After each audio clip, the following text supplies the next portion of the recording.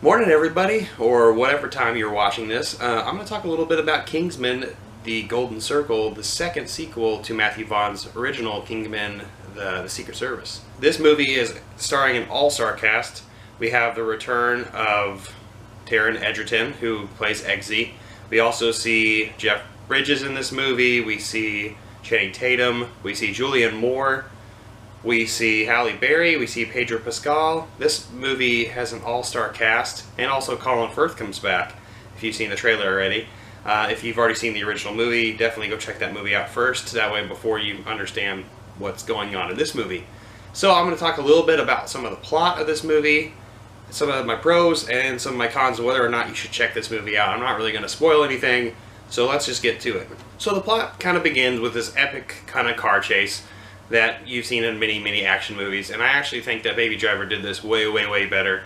It's a very stylized kind of introduction, and honestly I'll get into my pros and cons of it a little bit later, but it starts off with this ex-Kingsman who got his arm ripped off in the last movie, and so he's got this mechanical arm, and he's working for this other company, this other service that we don't really know who it is. Spoiler alerts, it's the Golden Circle, which you'll understand in a second. But regardless, pretty much Egerton takes him out and takes his goons out, and pretty much everything's all good and fine with the Kingsmen. Merlin's good, Arthur's good, everyone in the Kingsman Secret Service is good. And actually, Eggsy is actually seeing Princess Tilde, the girl that he saved from that last movie with that epic ending, if you know what I'm talking about. But anyway, so they're just having a good time, but apparently they get compromised because that arm actually gets stuck into the car where Eggsy survives, and pretty much compromises the entire Kingsman service. And what happens is it pretty much sends missiles towards well, I'm jumping ahead a little bit. So Julianne Moore is the head of the Golden Circle, which is this pretty much this drug cartel, who's the biggest drug cartel in the world. She lives out in the middle of the Amazon, and she lives in this Aztec temple, Peruvian temple, I don't remember exactly what, but regardless, she lives in this temple, and pretty much she has this 50s and 60s obsession, and it looks a lot like American Graffiti mixed with all these kind of burger and shake joints and parlors, and it's really cool, but it's really weird, but it's definitely very Matthew Vaughn. And so she is in charge of pretty much every drug outlet in the world: marijuana, cocaine, meth, heroin, you name it. And so pretty much this ex-Kingsman was actually working for her, and pretty much compromised their mission, and she pretty much destroyed the Kingsman Secret Service and all of the Kingsman servicemen.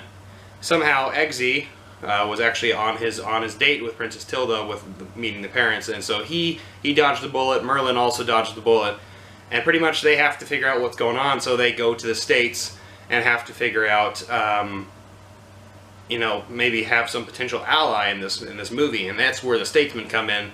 You see Channing Tatum and Halle Berry kick in when Jeff Bridges leading the entire role. Also Pedro Pascal. So you see all these statesmen who are pretty much cowboys, and they own a Kentucky whiskey business instead of the suit shop that the Kingsmen do. So that's enough about the plot. I don't really want to talk much about it, but the setup is pretty much Julianne Moore is the bad guy, and pretty much this Kingsman and the statesmen have to work together to take her down. So let's talk about some of the pros, and so then we'll talk about some of the cons. So some of the pros of this movie is very Matthew Vaughn stylized. You can tell, if you've seen any movie with Matthew Vaughn, or at least the original Kingsman, that this is a very stylized movie. It's actually pretty unique in its take on how action is taken, and I actually think that's pretty fun and exciting. And that's my second point as well, is that it's fun and exciting. You really just have to shut your brain off to enjoy this movie. I mean, there's a lot of flaws in this movie, which I'll get to in a second, but honestly, if you just kind of shut your brain off and just watch this as an action movie, it's kind of a little witty of an action movie. I mean, obviously, it's a little, it kicks into a little Bond, it has some gadgets and some things like that, but it's a really fun movie, and you just turn your brain off. It's fun like that. The third thing is there was actually a celebrity who makes an appearance throughout the film, which I'm not going to mention, but made the movie hysterical, and honestly made me really love and appreciate this certain character, and he just keeps coming back and back, and all his parts are hilarious, and honestly kind of threw you for a loop, if you know what I mean. But you'll have to watch the movie to check that out. Alright, so moving on from the pros, there's a couple of cons in this movie as well. When I by a couple, I mean quite a bit. And the first one is, and you hear this all the time from me, but this time I'm like legit serious. The CGI in this movie is a little way too much. Like I said before in plenty of previous reviews, that CGI I'm not the hugest fan of, but this one I could noticeably tell that the overutilized CGI, unlike Baby Driver early on, as I was talking about earlier, Baby Driver did it right, Kingsman kind of messed up. Like the very first scene kind of threw me off for a loop, and like it was fun, but also at the same time I was grounded. I knew I was at a movie. I wasn't immersed in the experience, and that's something that CGI does to me. It just kicks me out of the entire experience. The second thing is it was a little too much like the original. I mean, like literally, it was almost shot for, like there was a lot of shots in this movie that just, it felt unoriginal in the sense that, I mean, obviously it's a sequel to this movie, but it just felt like I've seen this movie before in some kind of extent. And I think that's the reason I love the first one so much, is because it was this original thing and had its own thing, its own style, and it caught me off guard. But this one is pretty much a rehash of that. And I realize that this is its own movie, its own property, and then a lot of people in my comment section might be saying, but give it a chance, it's its own thing. But I know that that's one of the things that sequels do, is sometimes it relies too much on the source material for not being too original on its own. But overall, it was a fun movie still, so I'll give you that. And the third thing that really threw me off was the movie was jumping all over the place, it seemed. It seemed a lot of the plot points that were really pivotal to the movie, and also some character development, kind of just jumped all over the place, and I don't really like what's going on. Like, it's a fun movie, like I said, you can just turn your brain off and just watch the movie, but it seemed like a lot of pivotal scenes where you could have known a character a little bit more.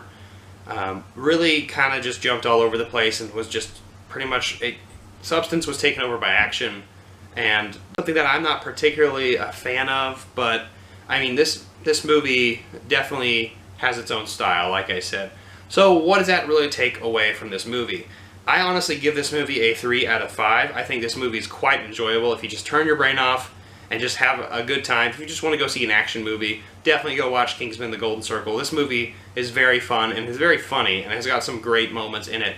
But like I said, there's some cons in it as well that kind of just took away from me, and definitely barred me from really giving it a little bit more attention. But I'll definitely be owning this probably sometime, because I'm just a purist and I like to own all of my movies. So overall, I would say go check out this movie if you want. Just worth a watch, or you can wait until it comes out on DVD, streaming services, Blu-ray, whatever you want to do. So with that being said, I have my podcast coming out later tonight, and I also will be sending a lot more videos next week. And I'm just really happy with the way the channel's running. So thank you so much. Give me a like, comment, don't forget to share, and I'll see you next time. I'm not joking around.